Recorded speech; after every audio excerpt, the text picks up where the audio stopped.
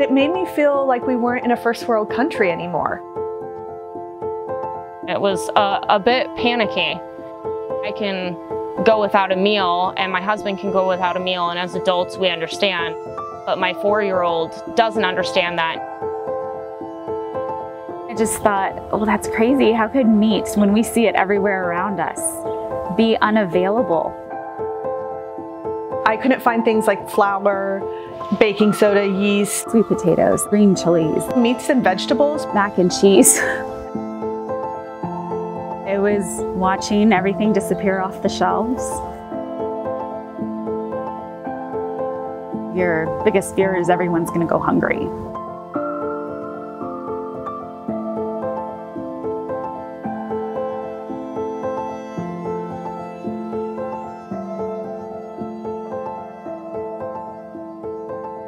You know, COVID has highlighted issues that have been there. These problems and challenges and realities in our food infrastructure have been there.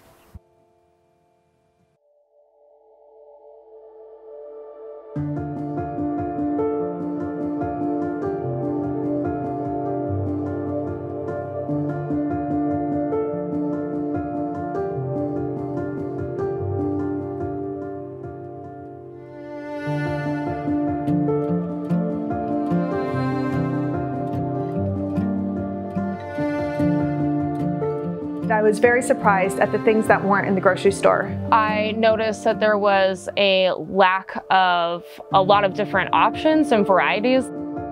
I found it to be pretty stressful when I would go to the stores because we've got certain staples that my family loves and we're used to having around the house. I would have to go to about 6 different stores, if not more, to find one ingredient. Something as simple as mac and cheese wasn't there because it is shelf stable. Everybody's thinking the same thing. We'll admit, just like any other grocery store, we had a lot of blank space on our shelves. It took longer for us to get the usual things, and we still haven't gotten some of them. We had real challenges getting meat into our food bank. And a lot of that is because even though the meat is cultivated here, they have to ship it out of state for processing. We've really discovered a pretty serious bottleneck at the processor level. You know, the packers are doing what they can, but you know, there's no doubt that we see that there's a real serious bottleneck there in getting the meat from the farmers, ranchers, and feedlots onto consumers' plates. The more we give away the power and responsibility into fewer and fewer hands, you know, the more we're concentrating risk. And so COVID illustrated, for example, illness of meat processing workers and the failure of a large distribution system to get animals from farm to processing to people. Any disruption is going to have a ripple effect all the way down that food chain. Since a product passes through so many hands, there's that many points on the food chain where something could completely fall apart. Saw a lot of really, kind of sad things where animals were being euthanized and wasted, and while at the same time there were people looking for meat products. Hearing of people who have to dispose of their crops or of their livestock is absolutely heartbreaking as a farmer, because you pour your heart into making these crops and it's your livelihood. It's a hardship not only from a financial aspect, but from a mental and personal aspect. It's a good life, we love it, but some of that stuff gets a little bit hard to deal with. If you're too concentrated in supply of any given product that you need and something happens like a pandemic or anything that disrupts that, then you have to look for alternatives. COVID helped illustrate, well, you put all your eggs in one basket. If there's failure, it might be a widespread failure and it's going to affect a lot of people. It puts us in a position of vulnerability. A community that cannot feed its people is at the mercy of whoever can.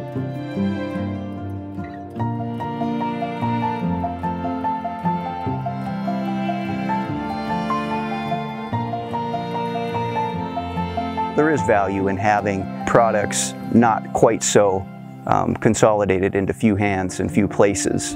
Anytime you have alternatives, you are a lot more resilient. If I were to embody 2J's mentality towards shortening the supply chain, I think it would be to diversifying the ways that we get our food. I think a key to the whole production bottleneck is being able to process beef locally. Shortening the food chain would ensure that foods that are local to us are more available as they should be. I think when the supply chain is shorter, you get fresher food, you get more local food, you're helping your local communities and your state. The thing that I really like about having a short supply chain is that all of the money is kept locally. We have been part of a phenomenon where there are people that are starting farms.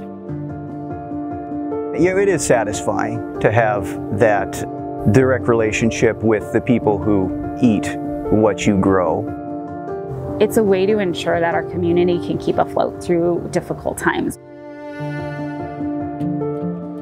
If there's a sea change there and everybody is participating in that local supply chain, then it's a level playing field and the economy and prices and that sort of thing adjust. We should demand and accept the responsibility of paying closer attention and to engaging more in how we as citizens create and operate economies, and maybe particularly with food.